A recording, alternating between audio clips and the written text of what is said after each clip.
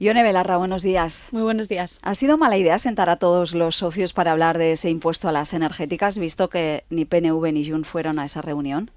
Bueno, yo creo que aquí lo que hay claramente es un incumplimiento del Partido Socialista de su acuerdo con nosotros. Nosotros pactamos con el Partido Socialista aprobar un impuesto a las energéticas para condicionar nuestro apoyo a la reforma fiscal, que era una medida muy importante para el Gobierno.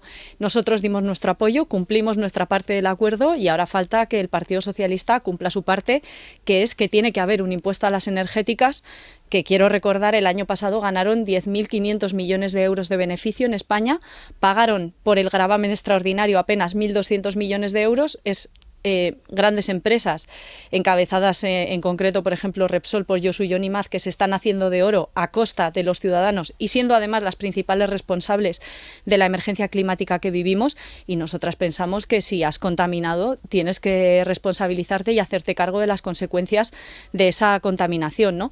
Por eso lo que pienso es que aquí quien se está equivocando es el Partido Socialista, que desde mi punto de vista no se está esforzando lo suficiente para cumplir con el acuerdo con Podemos. El Gobierno dice que no puede obligar a nadie a sentarse en esa mesa, ni tampoco puede garantizar los apoyos de ningún grupo, y que eso se lo dejaron claro a ustedes. Bueno, eso no es cierto. Yo tengo por escrito y verbalmente el compromiso del Gobierno de que habría impuesto a las energéticas, por eso dimos nuestro voto favorable. Como digo, Podemos siempre cumple con su palabra y quien no está cumpliendo con su palabra es el Partido Socialista, que confirmó que habría impuesto a las energéticas. Yo creo que aquí ante lo que estamos es ante la visibilización de cómo funciona en realidad el Congreso de los Diputados y los distintos grupos parlamentarios. Hay una serie de grupos que responden a los intereses de las élites económicas, que cuando hay una llamada de grandes responsables de esas corporaciones, los grupos parlamentarios como el PNV, como Junts, se cuadran, y otros grupos que humildemente tratamos de representar los intereses de la ciudadanía humilde, trabajadora, que cada mes paga sus facturas de la luz y que no contribuye ni de lejos a la emergencia climática como lo hacen estas empresas. Por tanto, yo creo que aquí lo que está haciendo es, creo que el motivo por el que el PNV, por ejemplo, no fue a esa reunión es porque seguramente alguien les llamó y les dijeron que no podían ir a esa reunión. Hacienda ha dicho de todas maneras que va a traer un decreto prorrogando el actual gravamen. ¿A ustedes les serviría un impuesto algo más descafeinado para que lo voten PNV y Junts? Yo creo que aquí hay dos cuestiones fundamentales. La primera, traer prorrogado el gravamen es el acuerdo que el PSOE cerró con Euskal Herria Bildu y con Esquerra Republicana de Cataluña. Nosotros no hicimos parte de ese acuerdo porque entendíamos que la voluntad era única y exclusivamente de retratar a Junts y al PNV, que ya han dicho públicamente que no quieren ese gravamen.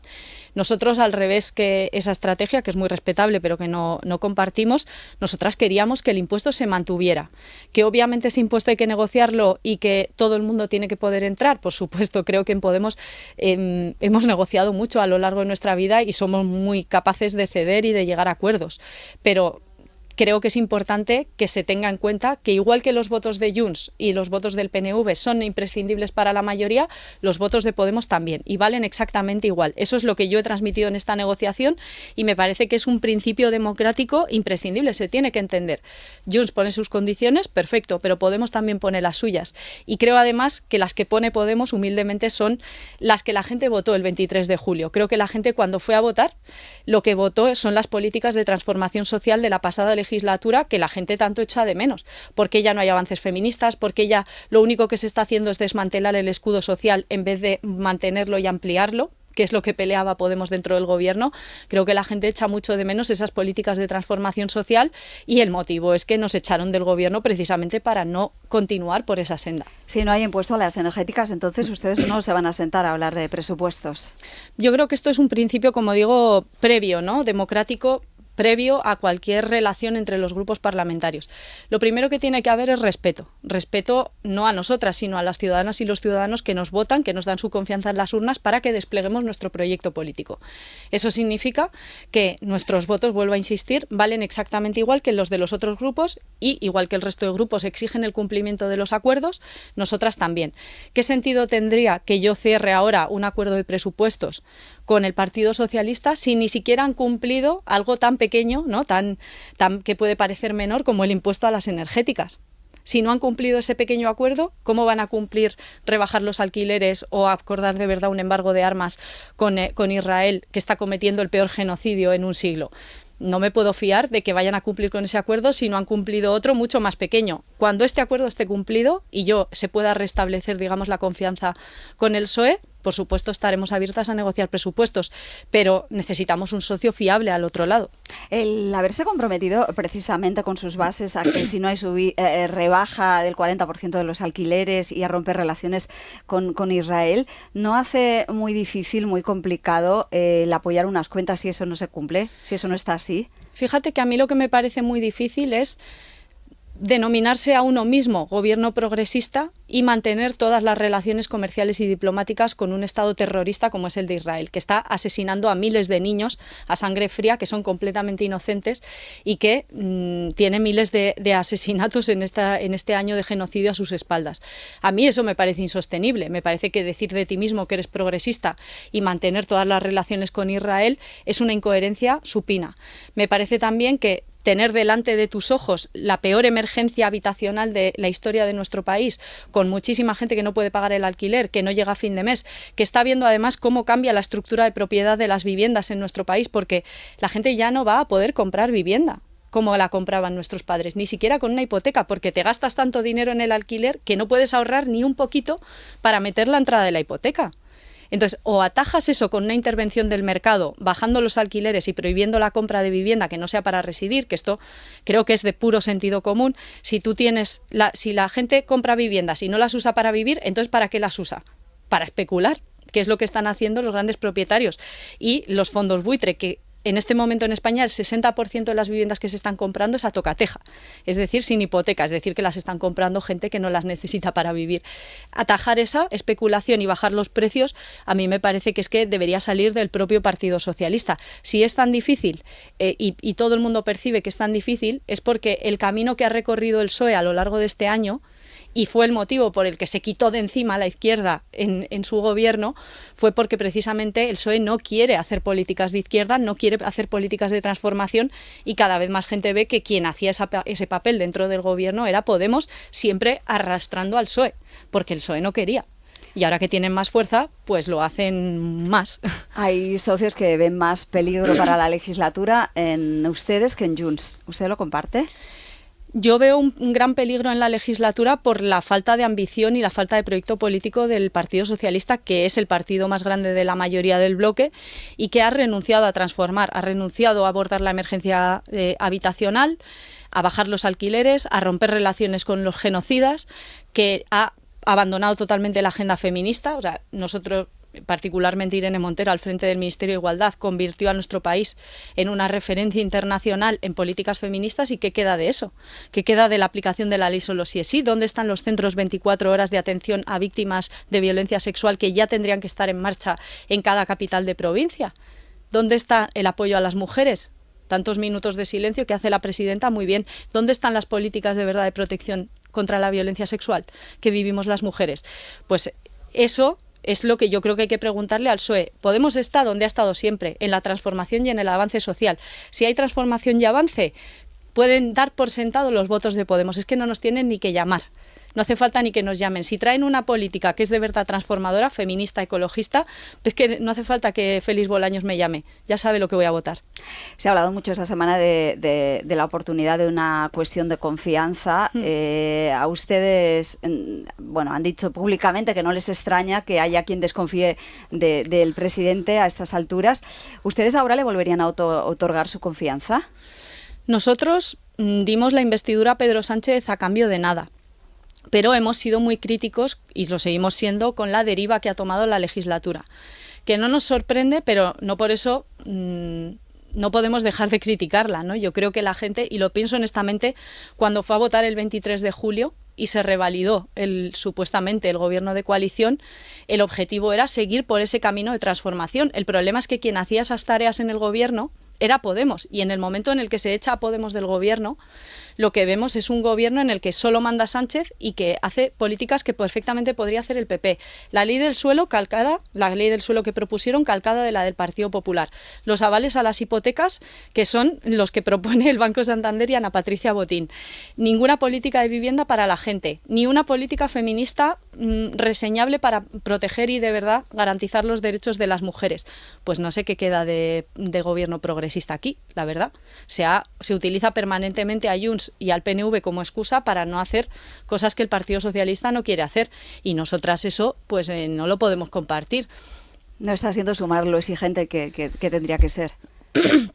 Yo es que creo que ese papel, lo pienso honestamente, lo hacía Podemos porque es nuestra forma de hacer política. Nosotras llegamos, quiero recordar, al gobierno de coalición de la primera legislatura peleando mucho. Se repitieron 4 veces las elecciones generales para que la gente que piensa como nosotras llegara al Consejo de Ministros.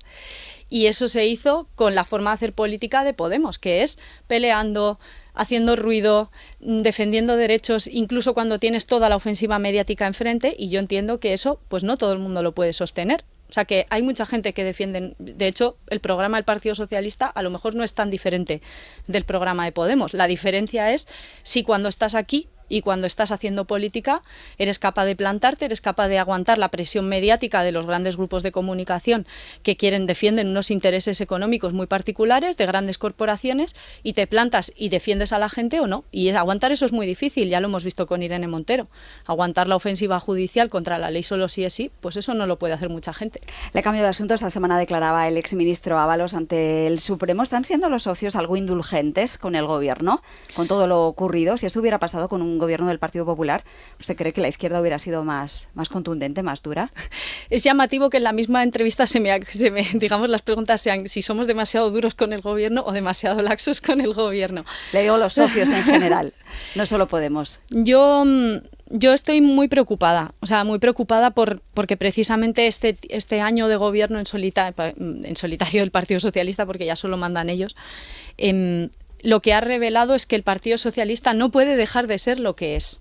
Y la corrupción forma parte de la forma de gobierno, del bipartidismo, y tiene una concepción muy profunda, que es que ellos piensan, tanto el PSOE como el PP, cuando llegan a las instituciones, que las instituciones son de alguna manera suyas y que pueden hacer lo que quieran, ¿no?, con el dinero público. No todo el mundo, evidentemente, pero sí es un patrón que se repite en el bipartidismo. Nosotras hemos denunciado eso con absoluta dureza, al mismo tiempo que no somos ingenuas y sabemos que hay intereses, porque hemos sido las primeras en sufrirlo, intereses de una parte de la derecha judicial que ha identificado el lawfare como la mejor estrategia para hacer caer gobiernos y para hacer caer personas políticos y políticas que representan unas determinadas ideas. Primero fueron a por Podemos, nadie hizo nada, luego fueron a por los independentistas, nadie hizo nada, y ahora, lógicamente, van a por el Partido Socialista. Yo al Partido Socialista lo veo preocupado, pero no lo veo preocupado por las razones correctas. Creo que el Partido Socialista tendría que preocuparse porque esto pase en España. Porque investigaran ilegalmente a diputados y diputadas de Podemos, porque la policía patriótica se inventara casos contra nosotros, porque se haya perseguido al independentismo por hacer política y hayan acabado en la cárcel. Pero no veo al PSOE preocupado por eso. Veo al PSOE preocupado porque se lo están haciendo a ellos. Y eso es un problema para nuestra democracia. Esto no va de que te lo hagan a ti, ni va de hablar solo contra los jueces cuando te lo hacen a ti. Va de denunciar la corrupción judicial y de denunciar a la derecha judicial todo el tiempo. Y sobre todo de no pactar el Consejo General del Poder Judicial con ellos, que es lo que hicieron en julio, mandando el mensaje, desde mi punto de vista, muy incorrecto a la derecha política, mediática y judicial, de que se habían rendido, de que el PSOE no estaba dispuesto a pelear y a hacer valer la mayoría democrática del Congreso también en el Poder Judicial. Le quiero preguntar una última cuestión. Esta semana el Congreso rechazaba los vetos de PP y de Vox a la reforma de la ley Mordaza. ¿Se queda muy corta esa reforma, según ustedes? Bueno, es una reforma parcial. Yo lo que no voy a hacer nunca es mentir a la ciudadanía y mentirle a la gente. La realidad es que es una reforma parcial de la ley Mordaza. ¿Que es mejor que lo que hay? Sí, pero nosotras nos resistimos a aceptar ese planteamiento malmenorista del mal menor, en el que siempre tienes que elegir entre lo malo y lo peor, que es un poco el planteamiento del PSOE en esta legislatura. Nosotras pensábamos que hay mayoría para derogar completamente la ley Mordaza y que quien no quiere hacerlo es el PSOE y que la presión tiene que estar en quien no quiere hacer algo. Euskal Herria Bildu y Esquerra Republicana de Cataluña han aceptado ese planteamiento, perfecto, pero nosotras vamos a usar la tramitación parlamentaria para intentar que el PSOE cumpla con su palabra de hace ya casi 10 años de que efectivamente estaba dispuesto a derogar la ley Mordaza completa. Pero la realidad es la que es. Ni se derogan las devoluciones en caliente, ni se prohíben las balas de goma tan peligrosas en las protestas ciudadanas. Así que, pues, una derogación completa no es. Noel Larra, muchas gracias por estar esta mañana en Parlamento. Un placer.